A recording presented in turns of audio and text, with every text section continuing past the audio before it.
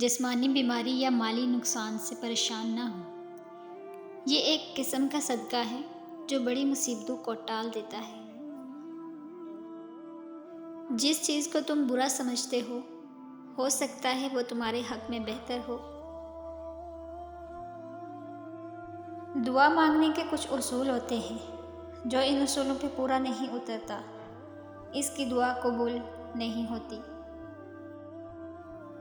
اگر غرور میں مبتلا ہونے سے بچنا چاہتے ہو تو خود سے زیادہ ذہین شخص کی صحبت اختیار کرو۔ اگر اچھا بولنا چاہتے ہو تو اچھا پڑھنے اور سننے کی عادت ڈال لو۔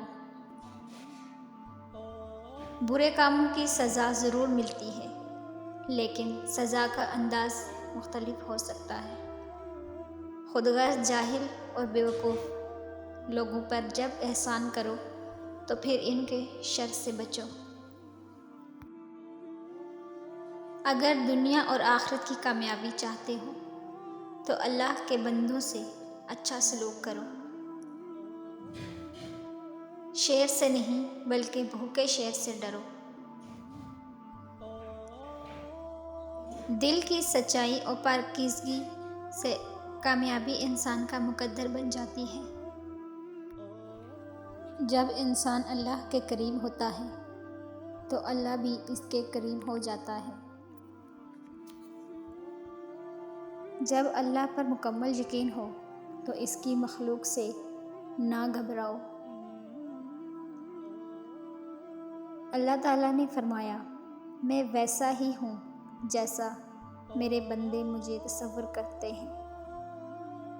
دشمن کا انتخاب اس کی ذہانت دیکھ کر کرو اور دوست کا انتخاب اس کا کردار دیکھ کر کرو۔ بات چیت کرنے سے انسان کی عقل مندی میں اضافہ ہوتا ہے، لیکن تنہائی اور سکون ہے جہاں سے عظیم لوگ جنم لیتے ہیں۔ انسان بہت سے برے کام مایوسی اور نا امیدی کی وجہ سے کرتا ہے۔ جو لوگ اللہ کی رحمت سے مایوس نہیں ہوتے وہ برائیوں سے بچے رہتے ہیں۔ وہ شخص خسارے میں ہے جو اللہ سے کیے گئے وعدے کو پورا نہیں کرتا۔ مشکلات اللہ کی طرف سے اشارہ ہوتے ہیں تاکہ انسان لاپرواہی چھوڑ کر سنجیدہ ہو جائے۔ اپنی بری عادتوں اور برائیوں کو جلد از جلد سدھارنے کی کوشش کریں، کیونکہ دیر کرنے سے عادت پختہ ہو جاتی ہے۔ جس طرح ہم کھانے میں کنکر یا بال برداشت نہیں کر سکتے، اس طرح ہماری روح بھی کوئی غلط کام برداشت نہیں کرتی۔ محبت تلاش کرنے کی بجائے ان رکاوٹوں کو دور کرنے کی کوشش کریں جو محبت کی راہ میں موجود ہیں۔ جو خدا سے محبت کرتے ہیں وہ اسے پا لیتے ہیں، اور جو محبت نہیں کرتے وہ محروم رہتے ہیں۔ شیطان انسان کو بہکا کر برے کام کرواتا ہے، اس سے محتاط رہیں۔ جس طرح خوبصورتی سے محبت کرتے ہو، اسی طرح اپنے ہر کام میں بھی خوبصورتی پیدا کرو۔ جو شخص خدا کو بھول کر دنیا کی بھول بھلیوں میں کھو جاتا ہے وہ ذلیل اور رسوا ہوتا ہے۔ مشکل میں صبر سے کام لو، کیونکہ اس کا صلہ بہت بڑا ہے۔ جو لوگ محبت کے قابل نہیں ہوتے، ان سے محبت کرنا رسوائی کا باعث بنتا ہے۔ حقیقی دوست وہ ہے جو اس وقت تمہیں اپنائے جب تم خالی ہاتھ ہو۔ نماز پڑھتے وقت یہ تصور کیا کرو کہ تم اللہ کے سامنے سر جھکائے کھڑے ہو۔ جو لوگ خدا سے دور ہیں ان کی زندگی سے سبق سیکھیں اور اپنی اصلاح کرنے کی کوشش کریں۔ ان کو فالو کر کے اپنی زندگی تباہ نہ کریں۔ سچ جانے بغیر کسی کے بارے میں غلط بات نہ پھیلائیں۔ جو شخص اپنے نفس کو مار کر اللہ کے آگے سر جھکاتا ہے وہی عظیم انسان ہے۔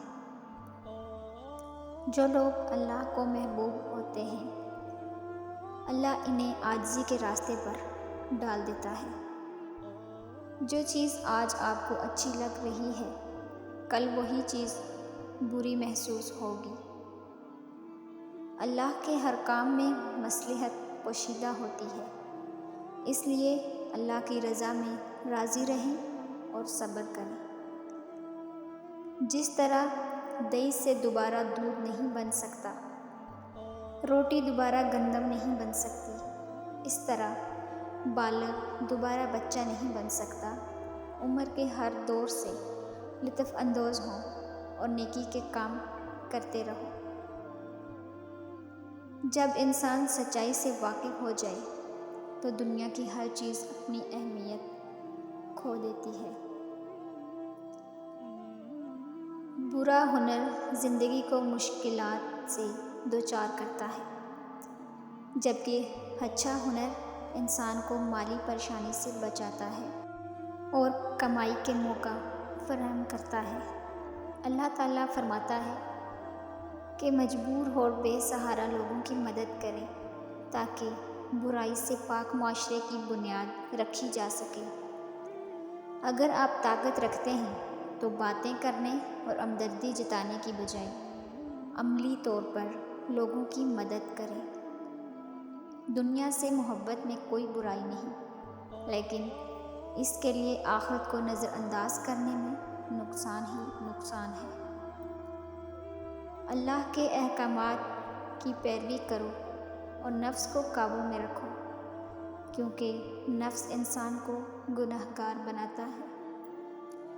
اگر حق کی راہ میں مشکلات کا سامنا ہو تو حضرت بلال رضی اللہ تعالیٰ عنہ کی زندگی سے سبق حاصل کرو۔